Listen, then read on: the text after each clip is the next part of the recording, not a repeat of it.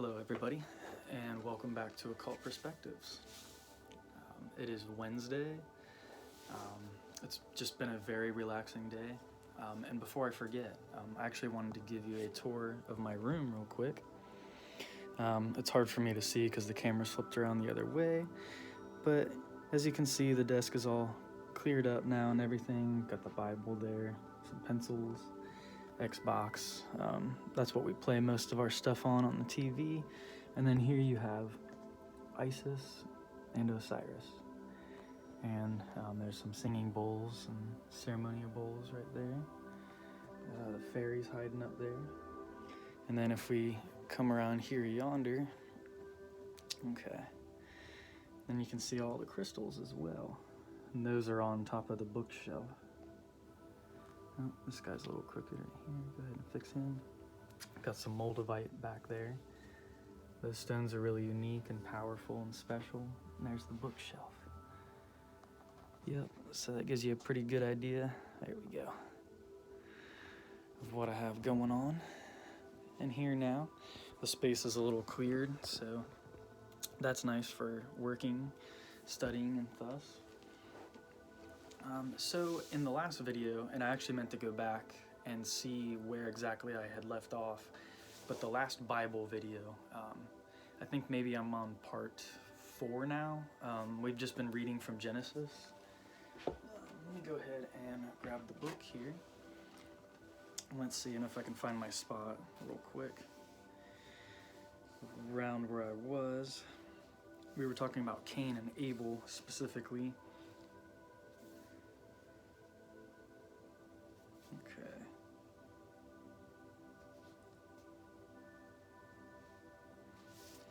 Let's just start a little after chapter 4, and we'll go down to verse 5. And today I'm basically just going to start from here in Genesis and just keep going as long as I can, because Genesis is a pretty decent sized book of the Bible. When I look forward, at the rate that I've been going in these videos, I'm not really going to be trying to get through it real quick or anything, so it's probably going to take quite a few videos on going through Genesis and the Bible for that to transpire. And I'll continue doing other things as well, like morals and dogma. I'll be covering that as well at some point. My newest read, the thing that I'm reading for my own personal study and satisfaction, I might do a review of it afterwards, is the 3 magical books of Solomon. There's some really intense stuff in this, like how to conjure up the demons, which are really just like the dark Freudian aspects of our own minds. You know, if you view it from a more scientific approach, how to summon them forth, how to get them to give you certain wisdom and knowledge, how they were all contained in a brass vessel by King Solomon and then later released. There's like a magic carpet ritual in there. It's all stuff that I would not recommend even for somebody who's really adept. It would take a true master of the mystical sciences, such as almost the level, if not more, or higher than almost the level of, you know, King Solomon himself. I don't know anybody personally who really practices what's in that book, you know, the way that it's presented, and because the rituals are kind of extreme in that. I'm not going to get into that in this video. As I said before, we will be reviewing the Bible, and I'm going to start on chapter 4, verse 5, and we'll just continue after that, because I think that's pretty close to where we were in the last video. As you can see, I'm not really dressed up today either. I decided to keep it comfortable. I've got my Baby Yoda pajama pants on and my Grateful Dead shirt on. So just staying cozy today, you know. Didn't really go outside much other than to grab lunch real quick. It's a nice, lazy, warm day inside, and I've just been feeling a lot of gratitude. So far this new year, I've felt really pretty much nothing but good energy from my immediate surroundings, my own thoughts. Everything's manifesting beautifully, and I hope that the same is happening for all of you out there, that you're finding, you know, what is meant for you at the right time, that you are manifesting things in your life that you need to have drawn unto you at this time. It's okay. Genesis chapter 4, verse 5.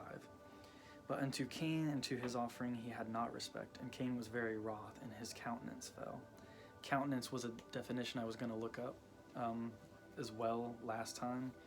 I'll have to go back and look that up and see exactly what that means.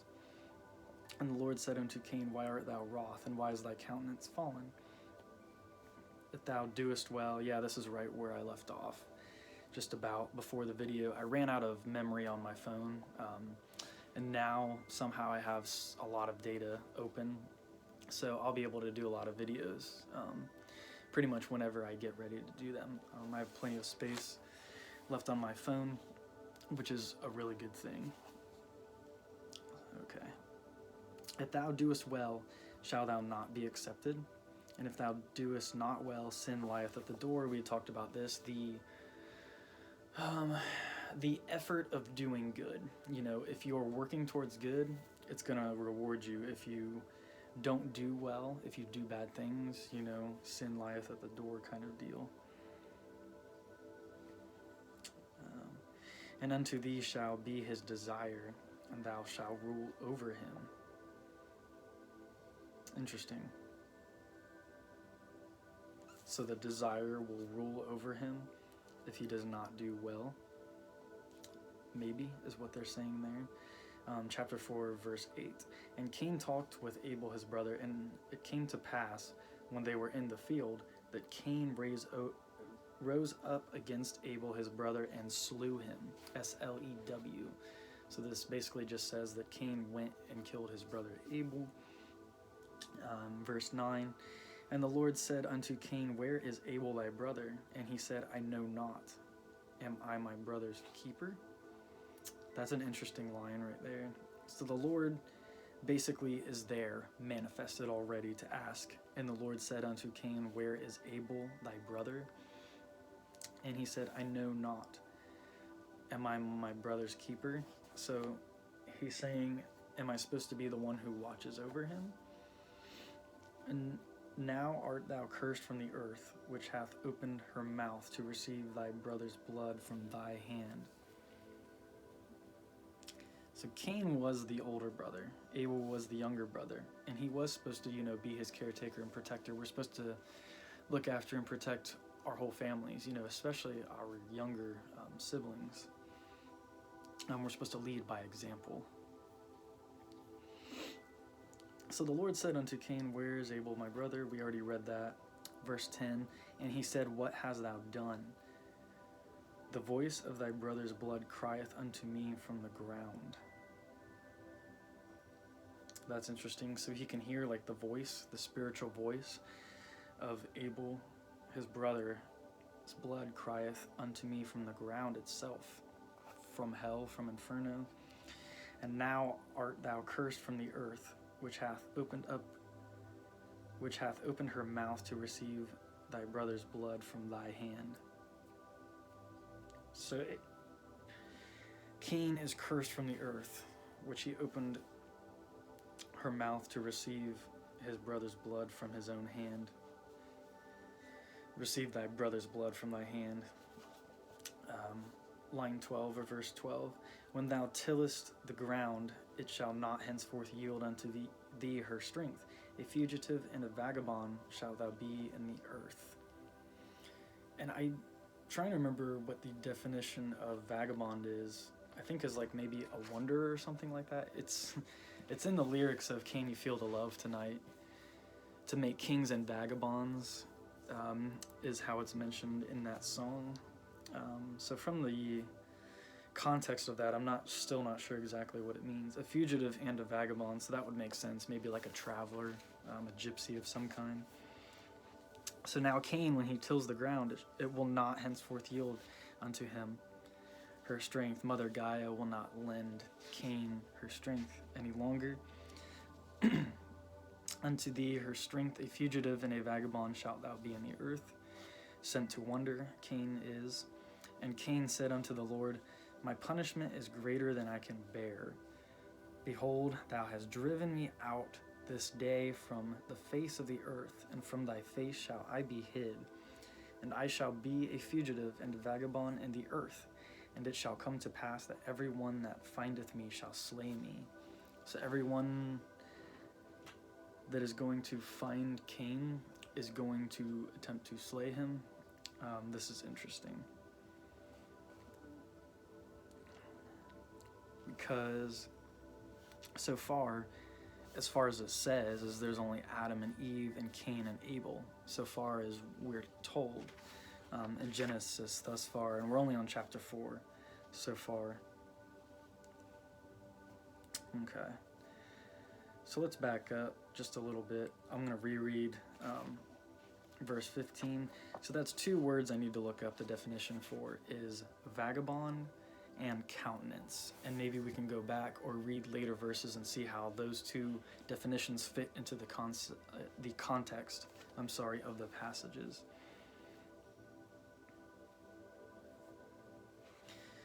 So behold, thou hast driven me out this day from the face of the earth. Cain's all like, this punishment is greater than I can bear, and from thy face shall I be hid, so you will no longer see the face of God, and I shall be a fugitive and a vagabond in the earth, and it shall come to pass that every one that findeth me shall slay me.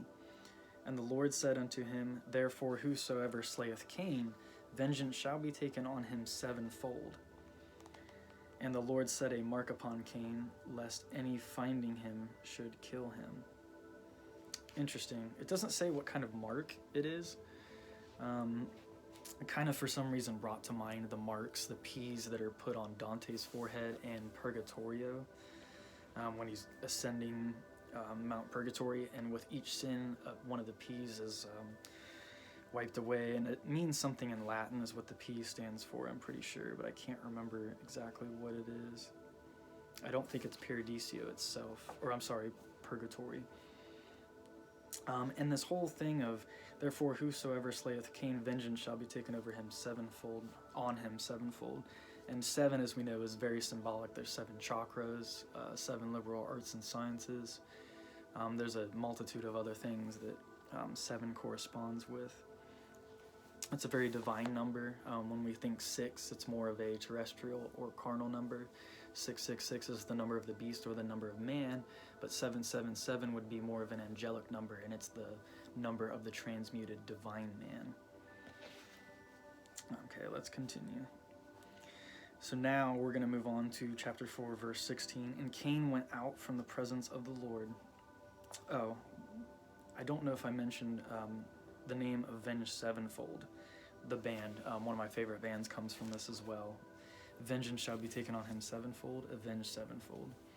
And Cain went out from the presence of the Lord and dwelt in the land of Nod, N-O-D, on the east of Eden. East possibly being symbolic. We know that's where the sun rises. And Cain knew his wife, and she conceived. So now Cain has a wife, and bare Enoch. So there must be other people. And that's interesting because this Enoch is not the same Enoch. I think it's an Enoch later on, I'm almost positive that's the grandfather of Noah, and he's the Enoch featured in the book of Enoch, which is one of the apocryphal texts. But this is the first here in Genesis chapter 4. They talk about chapter 4 verse 17, they talk about the first Enoch. And Cain knew his wife, and she conceived and bare Enoch. I'm assuming it's spelled the same way. It's E''Noch here. And he builded a city and called the name of the city after the name of his son, Enoch. Okay. Cain built the city and named it after his son Enoch. And unto Enoch was born Irad, and Irad begat Mehujael. And Mehujael begat Methusael. And Methusael begat Lamech. I'm not going to get into the details of these names because I don't know much about, or almost anything about, the original translations of what any of these names mean. The Methusael almost, it has a ring to it that's kind of like Medusa. It kind of reminds me of that, but I don't think there's any correlation there.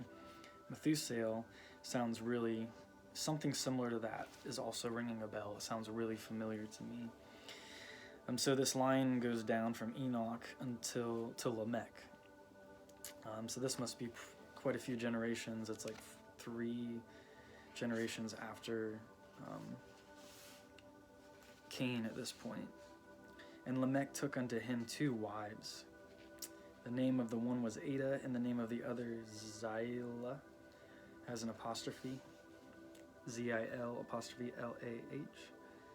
And Ada bare Jabal. He was the father of such as dwell in tents, and of such as have cattle. So there's a distinction made here with this line. So it's gone down from Cain to Enoch, all the way down a few generations to Lamech, and then he has 2 wives, and Ada, one of the wives, bare Jabal, and he was the father of such as dwell in tents, and of such as have cattle. Interesting. Continuing, verse 21, and his brother's name was Jubal. So we have Jabal and Jubal, J-A and J-U. These names are kind of familiar maybe to some of you. Maybe those names ring a bell. He was the father of all such as handle the harp and organ. So these sound like more musical people. The left and the right brain, perhaps. Correlation, more linear thinking. Well, one is more primitive. They dwell in tents, and they have cattle. And then Jubal, he was the father of all such as handle the harp and the organ. Interesting. And Zillah, this is the other wife. She also bare Tubal-Cain, an instructor of every artificer in brass and iron, and the sister of Tubal-Cain was Naamah.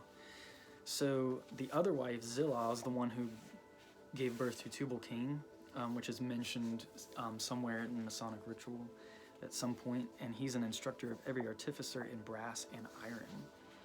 There is an important part where it mentions that lineage.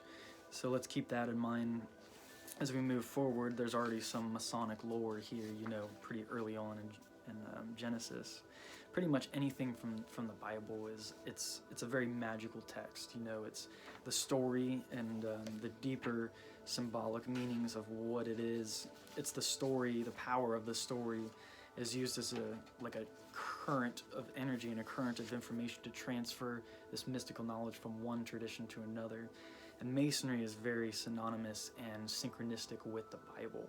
That's why it uses the Bible as one of the 3 great lights of a lodge when you're within the Freemasonic Lodge. I totally lost my spot. Okay. There we go. So the sister of Tubal-Cain was Naamah. And Lamech said unto his wives, and I may be butchering these names as well, and Lamech said unto his wives, his 2 wives that he has, Ada and Zillah, hear my voice, ye wives of Lamech, hearken unto my speech, for I have slain a man to my wounding, and a young man to my hurt. And I don't know who he's talking about yet. You wives of Lamech. So he's talking to himself in 3rd person. Hearken unto my speech, for I have slain a man to my wounding, and a young man to my hurt. If Cain shall be avenged 7-fold, truly Lamech 70 and 7-fold. Wow, that's interesting. And Adam knew his wife again, and she bare a son, and called his name Seth. So now it's going all the way back to the 1st generation. Adam knew Eve again, and she bare a son, a new son. So this is the 3rd son. There was Abel, Cain, and then this is Seth. For God said, she hath appointed me another seed instead of Abel, whom Cain slew. So this son, Seth, is kind of the gift that God is giving Eve due to the loss of Abel. This is interesting. I almost forgot about this. We're at chapter 4. We just read verse 25. And to Seth, this new son, to him also there was born a son, and he called his name Enos. Close to Enoch, but it's E-N-O-S. Then began men to call upon the name of the Lord. So it seems like there's this darker bloodline or generation, branching off from Cain. And then Adam and Eve get a new son called Seth. and this starts like a new righteous line, it seems to be, as we move on. I'm just going to keep reading on and reviewing stuff through chapter 5. We're starting on chapter 5 now. And if you go back, I read some passages from a book entitled, it's on my shelf over there, The Secret School of Wisdom. It's an Illuminati book, actually. I talked about it, I think, in my Hiram Key videos. I went over it real briefly. If it's not in my Hiram Key videos, I'm pretty sure that's the one, but it would be one of the other Masonic videos. And there's a lot of correlations between the early stuff, like Noah's Ark, and the early generations, you know, like Cain and Abel, in correlation with how the bloodline of the Illuminati and the enlightened ones essentially has that current, that energy is transferred down from generation to generation. This consciousness, this gnosis, you know, to the present day, the current of energy has been picked up from the enlightened and awakened people of today. And I think that's really interesting. I might try to find some of those passages again in the future, but I did read some of those in prior videos about the Hiram Key. So now we're on Genesis chapter 5. And I really like doing this. This is fun, taking the Bible and just really slowly going through it and reading it, you know, piece by piece, and really seeing what's being said, because a lot of times we skim through things, we read over them, we gloss over details. So this is a good way to kind of get into the deeper aspects of things and dig deeper into the puzzle, which is the Bible. So chapter 5, this is the book of the generations of Adam. In the day that God created man, in the likeness of God made he him. Male and female created he them, and blessed them, and called their name Adam in the day when they were created. So male and female were Adam, and called their name Adam in the day when they were created. Interesting. And the prototypic Adam, the original prototype Adam, is considered analogous to, like, he's very hermaphroditic. It's male and female. So maybe the beginning of chapter 5 in Genesis is pointing to something, some Kabbalistic significant thing right there. This is the book of the generations of Adam in the day that God created man. In the likeness of God made he him. Male and female created he them, and blessed them, and called their name Adam in the day when they were created. Interesting. And Adam lived 130 years and begat a son in his own likeness, after his image, and called his name Seth. So you have this as above, so below correspondence. God created man in the likeness of God. This male, female, and Adam, they call them both Adam, and Adam lived 130 years and begat a son in his own likeness, so as above, so below. The pattern repeats itself. As it is on the lower planes, so it is on the higher planes, but this seems to be a righteous lineage that's coming to pass here. And Adam lived 130 years and begat a son in his own likeness after his image, and called his name Seth, which we had just talked about at the end of chapter 4. And the days of Adam after he had begotten Seth were 800 years, and he begat sons and daughters. And all the days that Adam lived were 930 years, and he died. So that's a pretty long time. I don't know how literal that is, you know. I do believe the earth was in a vibrationally different place in ancient times, so humanoids, human beings, whatever species it was that inhabited the earth, if, you know, being sustained by natural things, probably could have lived a much longer lifespan, you know, for sure. But we don't know sometimes the difference between the lines in myth, allegory, symbolism of the original Hebrew scriptures, and what exactly is being said symbolically / literally. I'm not entirely sure. That's why I just like to go through it and speculate on different ideas and thoughts. Okay. So Adam lived 930 years and he died. And Seth lived 105 years and begat Enos, which we had talked about before. So Enos, E-N-O-S, the son of Seth. And Seth lived after he begat Enos 807 years and begat sons and daughters. and all the days of Seth were 912 years, and he died. So Adam, 930, Enos, 912, or I'm sorry, Seth, 912. And Enos lived 90 years and begat Canaan. So they're also living quite long before they give birth, which is an interesting thing to note. And Enos lived after he begat Canaan 815 years and begat sons and daughters, and all the days of Enos were 905 years, and he died. Okay. And Canaan, Cainnan, lived 70 years and begat Mahalaleel. Cannot say that. So that's a lot shorter, 70 years, and then he begat his son. And Canaan lived after he begat Mahalaleel 840 years and begat sons and daughters, and the days of Canaan were 910 years, and he died. It keeps basically just going on through this progression. So this all started with Seth and went to Enos, and then the line of Enos basically going on down. Mahalaleel, that really crazy name, lives 65 years and begat Jared. Mahalaleel lived after he begat Jared 830 years and begat sons and daughters. All the days of Mahalaleel were 895 years, and he died. 895. Adam was 930 years, to go back.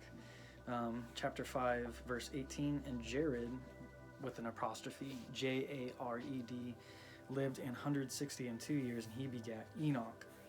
Okay, so this might be the Enoch that's in the book of Enoch. I'm not sure. I think it probably is. And Jared lived after he begat Enoch 800 years and begat sons and daughters. And all the days of Jared were 962 years, and then he died. And Enoch lived 65 years, and he begat Methuselah. There we see that name again. I'm going to try to go back to find the last one. Methuselah. Note, the other ones before were spelled differently. Methusael and Methusael. It was Methusael, Mahujael, and Mahujael and Methusael. And then this is a new Enoch. And let's see. And Enoch lived 65 years and begat this Methuselah. And Enoch, here we go. Chapter 5, Genesis chapter 5, verse 22. And Enoch walked with God after he begat Methuselah 300 years and begat sons and daughters. And all the days of Enoch were 365 years. So that's an interesting number too, 365. And Enoch walked with God, and he was not, for God took him. He became one with Source. He absorbed into not only Kether, the top of the tree of life, but into the Empyrean heaven and beyond. He is with Source, and some say that this Enoch is the archangel Metatron, which is quite interesting.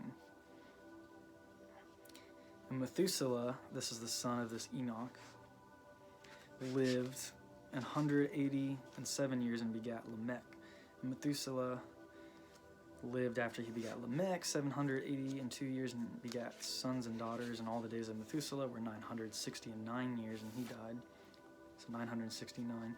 And Lamech lived 182 years and begat a son, and he called his name Noah. So there we go. Enoch was the grandfather of Noah.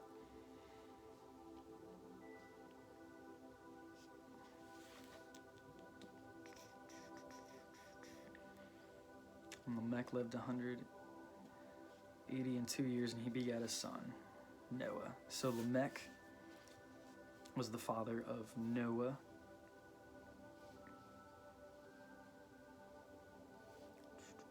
I'm trying to keep track of the lineage. It's so hard the way it's written.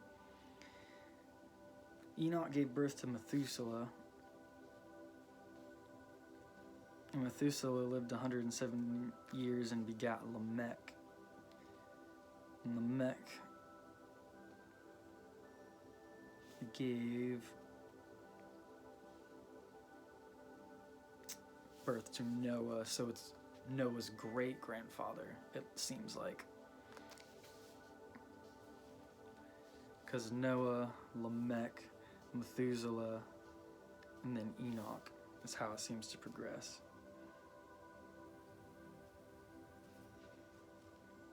I don't know, it's hard to keep track. But anyway, and then we're almost done with chapter 5.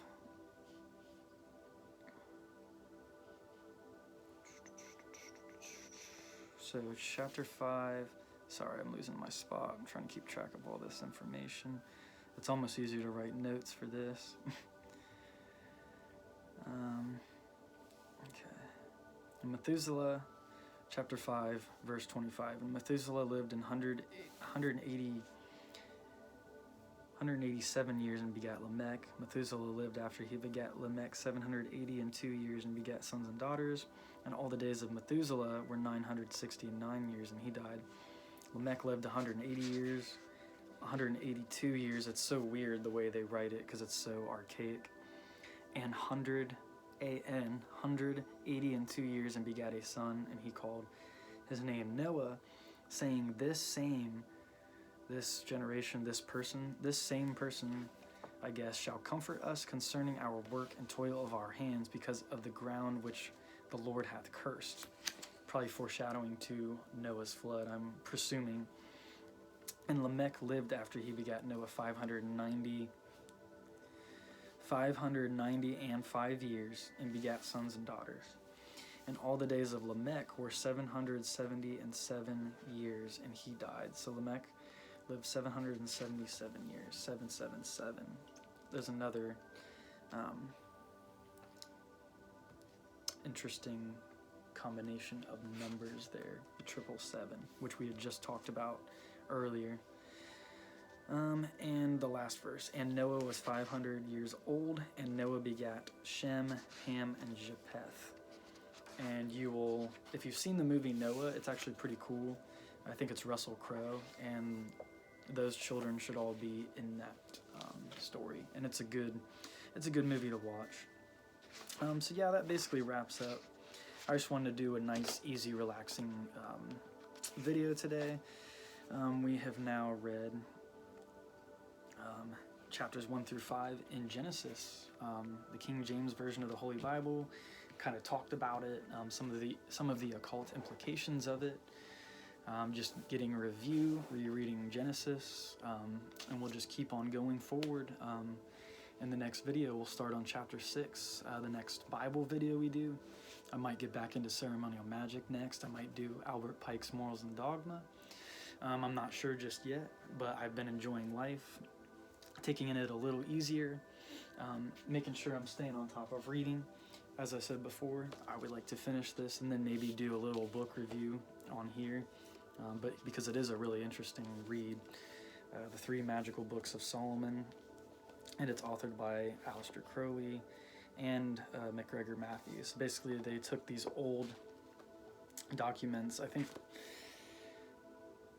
MacGregor Matthews probably did most of the translation work, took the ancient original Hebrew, I think it said in there, from the actual museum, and then made the first real published copy of those, the Goetia, the Key of Solomon.